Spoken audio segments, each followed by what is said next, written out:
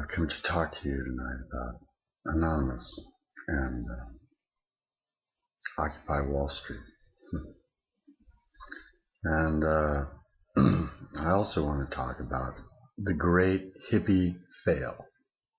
I feel that I may be qualified to talk about hippies, because, well, I'm a hippie. As a matter of fact, a bunch of my friends in high school, were listening to the Beatles and the Rolling Stones, and we just wanted peace, and we started to grow our hair long. And, 18 months later, I think Time magazine called us hipsters, right? And then Life magazine, which was a big thing because it had pictures back then, they called us hippies. And the name kind of stuck,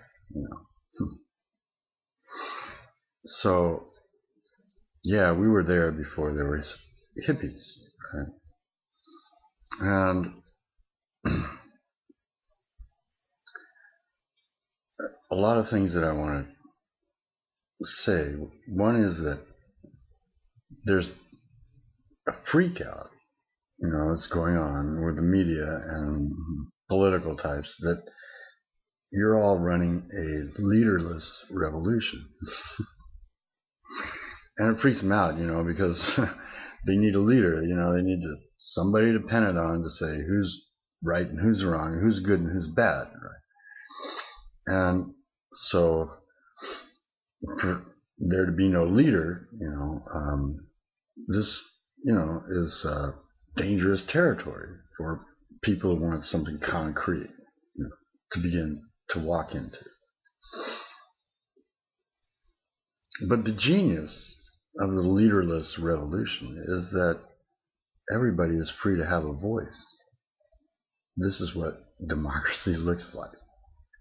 Everybody is free to have a voice.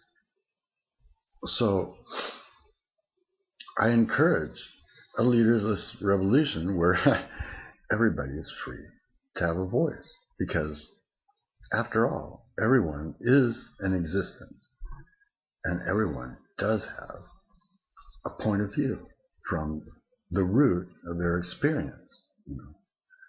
And the only reason we divide people up and say, well, this experience is better than that experience, is so that some experiences can feel justified and entitled to make more money than other experiences. Right? Now, they're supposed to be rewarding the best and the brightest, but I kind of wonder whether, the bullies that we met in school, haven't taken over the kingdom, because I've seen from underneath, right, that they don't always reward the best and the brightest. I mean, they'll pick one guy like Steve Jobs, and they'll go, there he is, he's the greatest, and they'll throw money at him because they're Wall Street and they're gambling and they got to throw money at, the greatest, and he becomes the greatest, right? Like a Michael Jackson. But there's nobody else. Like nobody else, you're barred from entry, and so opportunity is, cut off from you. Merge two companies together, what Wall Street does, and then they fire, half the workers, and they make the other half work twice as hard to put out, the same or more productivity. That's what they do. They've been doing it for years, and it's a heartless mentality. Basically, it becomes a heartless mentality. If you ask any 5-year-old or 7-year-old, is the planet, what do you think about the planet? Just what do you think about Earth? They'll tell you, oh, Earth is in trouble. We got to take care of it. They've only been here 5 to 7 years, and they already know. For 5 to 7 years of experience of age, they know, hey, the Earth is in trouble. We need to take care of it. And you know who they are? Those 5-year-olds and 7-year-olds, those little guys that run around. They are our future. And when you see, a bunch of young people sitting in a park saying, I'm $20,000, $30,000 in debt, and I have no for my education, and I have no prospects of, a future. You have seen a system that has destroyed its own future. Of course, it's obsolete. What is that system? That system is a pyramid system where everything comes from the top, the trickle down. It comes from the top. And the top, the supposed best and the brightest, they're sheltered by all their yes men who tell them yes to everything. Every PowerPoint presentation they show them, they go, oh yes, we'll do it. Right. And anything that goes against that is purged, from the top down. And everybody gets instructions from the top down that this can happen, and that is that's not what we're doing. Right? So a leaderless revolution replaces that pyramid of top down with a network that is actually happening live on Twitter, on a live stream, on Ustream, on Justin TV. Live occupying spaces. Because guess what, people? Even hippies have to occupy a space. That's what we do as people on this planet. As conscious beings on this planet, we occupy this space. That's why, years ago I chose to be a hippie and try to occupy this space in peace and love, right? And, other people probably saw it as a game. They must have seen it as a game because life wound up being all about how much money you had. And if you had more money than me, then you were important, for me to talk to. And if you had less money than me, I couldn't, money talks and, bullshit walks. That was the mentality only a very few years ago. And by occupying the future, you've changed that mentality. It can't continue. It's beginning to unravel. Now, the reason I wanted to talk to you right now is because we have the capability, and I'm not saying this as a leader, I'm saying this as one voice. We have the capability in our lifetime to change the idea of money. Now, you look at money, you study money, you look at the history of money, you look at fractional reserve, you look at the Fed, central banks, the role they play, and you'll see that it's a game. Basically, it's a game. And that game, has gone totally out of whack because it has put all the benefits on the private investors, on the private sector, and all the risk, and all the downfall on the public sector. That's what it's trying to do. And it can't survive like that because we are the 99%. What you do impacts us. And it's not that we're stupid. And it's not that we're not the best and the brightest. There's probably 30 guys right now who are Bill Gates, stuck there right in Microsoft, working for Microsoft on the campus in Seattle. I bet you there's 30 guys just like Bill Gates that are genius guys. But they can't get a break from the corporate idiots, who have this what are your goals? What is your purpose? Show me the PowerPoint presentation. So, what we do is we Twitter them back the existence, what we all live through. We have a chance to change the idea of money. All money is created as debt, and debt only creates suffering. You're in debt, you're a slave. Debt is slavery. And yet, if you use money, it's only debt that you're using. You look, you've got $100 bill, that's $100 in debt, $110 in debt probably by the time, and there's not the extra $10 to pay it back.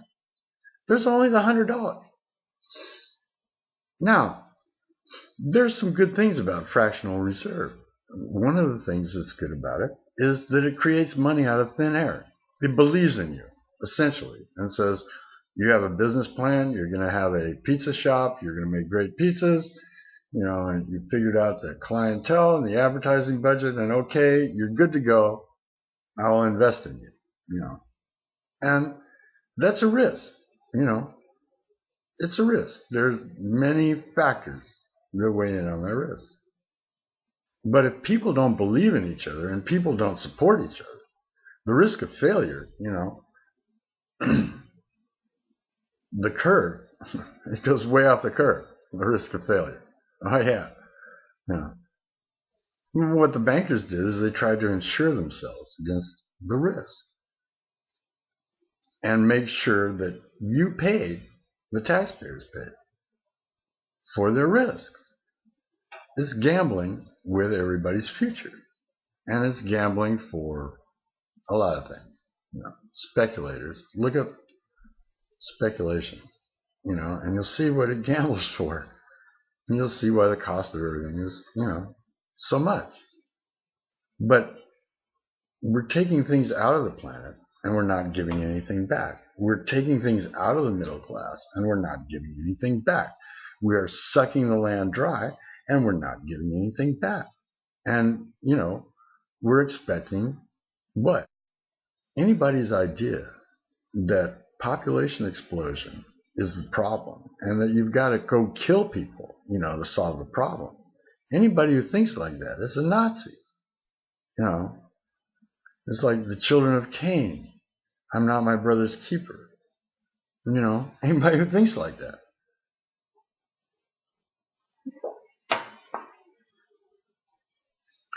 So, if we're going to redefine money as something other than debt, okay, we might think of redefining money as a trust.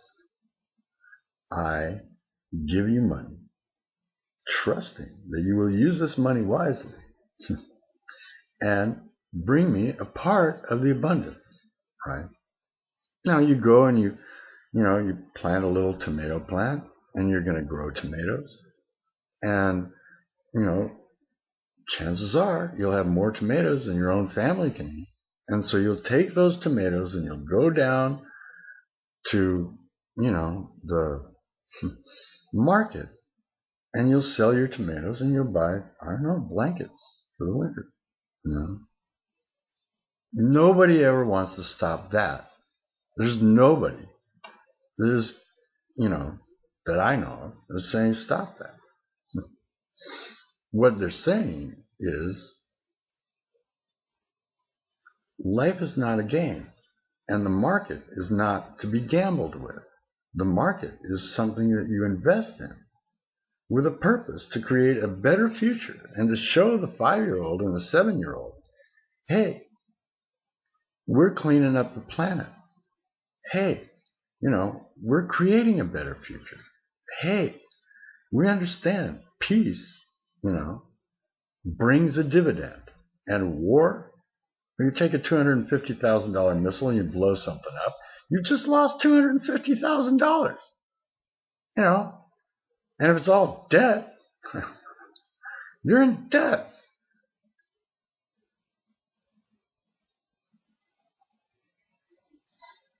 We have the legal means. We have the political means. We have the wisdom, collectively as a network that wants to empower every single node on the network. It doesn't want to be, Donald Trump. It wants, to serve its purpose on a network as one voice, speaking and communicating, around the network.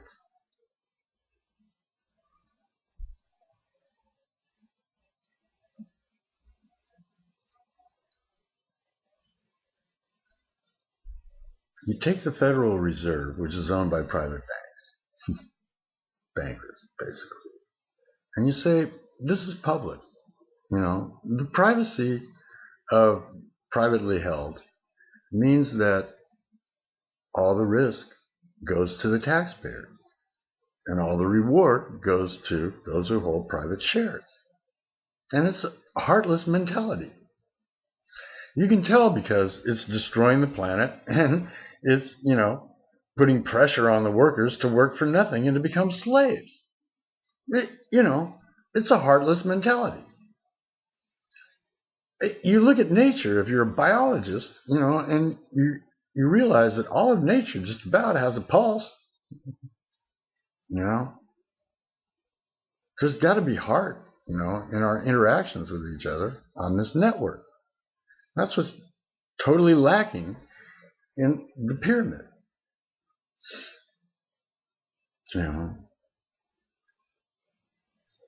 If you make money a trust, I trust you with this. You have a good idea. I trust you. And you will bring me an abundance, right? And you will bring up an abundance and you'll share that abundance. That empowers the world. That empowers everybody, from the root all the way up. And they haven't done that. They don't trust you because you don't deserve the money, because you don't have any idea. But they don't have any idea either. They find one guy, and they go, you're the greatest. We worship you. You're the best, until that guy goes, and then they got to find another guy. And then, oh yeah, you're the best. Meanwhile, nobody else gets a shot. It's all ego driven. It's all driven by how much money, you have. Because if you don't have money, you're not important. But if you do have money, then, I should look up to you. But on a network, where everybody's equal, what's important is your idea. Do you have an idea that is sustainable, that will last into the future? Or you have just some fleeting, intuition or something, or opinion, that's spread over false news, to get people all riled up, and never tell them the truth.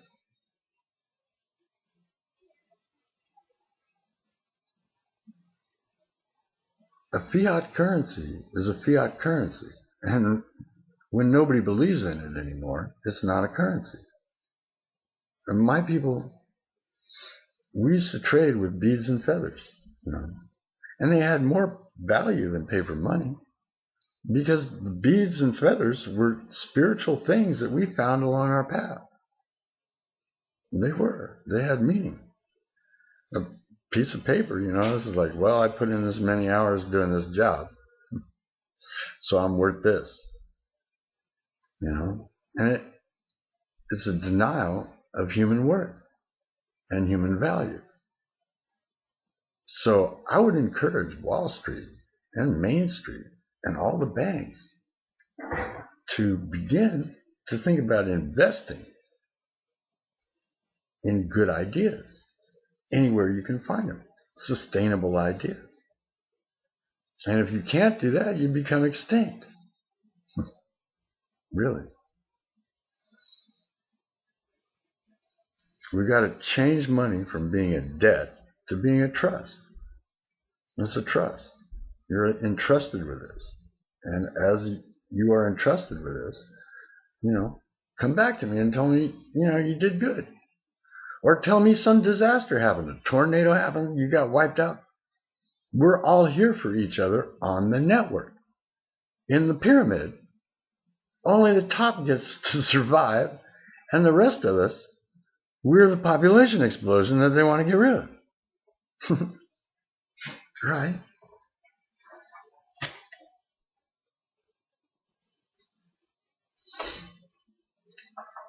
Speak your ideas, as a point on the network that has something to say that's valid, and that's worth it.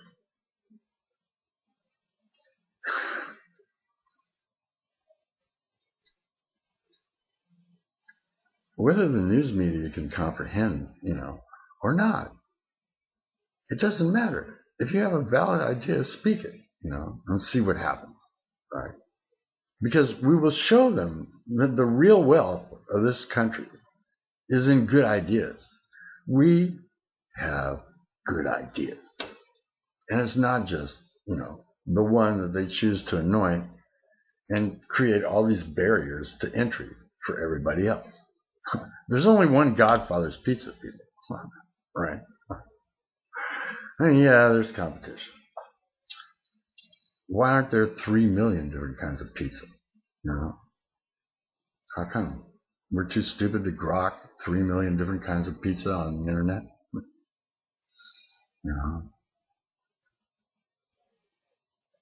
If everyone is allowed to be the same, equal rights, human rights for all humans. Who didn't get the memo? Human rights for all humans. If you want to give some humans less rights, that's inhuman. So the great hippie fail. Yeah, I've got to end this. The great hippie fail was that we went off to work on ourselves, right? Because you can't change the outside unless you change the inside. That was a great hippie fail. Actually, it wasn't a failure, But at the time being, we left the table. We stopped protesting. We stopped, some of us tried to work within the system to change the system. That didn't work. Because when you have a corrupt system, at the top, the only things that you can do is rearrange, deck chairs on a Titanic down at the bottom. It's the only thing you can do. So you have to get rid of corruption everywhere. It just becomes a bad idea, and we don't like it on Facebook, and we don't like it in the streets, and we don't like it wherever we occupy. It's a bad idea. Corruption is not a good idea. It's not a sustainable way forward. And the great hippie fail was that, we allowed corruption to flourish. We got bamboozled by it. I don't know. Maybe it was that corruption that killed Kennedy or Colosio in Mexico. And it's certainly killing people today, in Syria and Bahrain and Yemen and even Egypt tonight, And these are, valid human beings on the network that we lost. Peace, brothers. Occupy.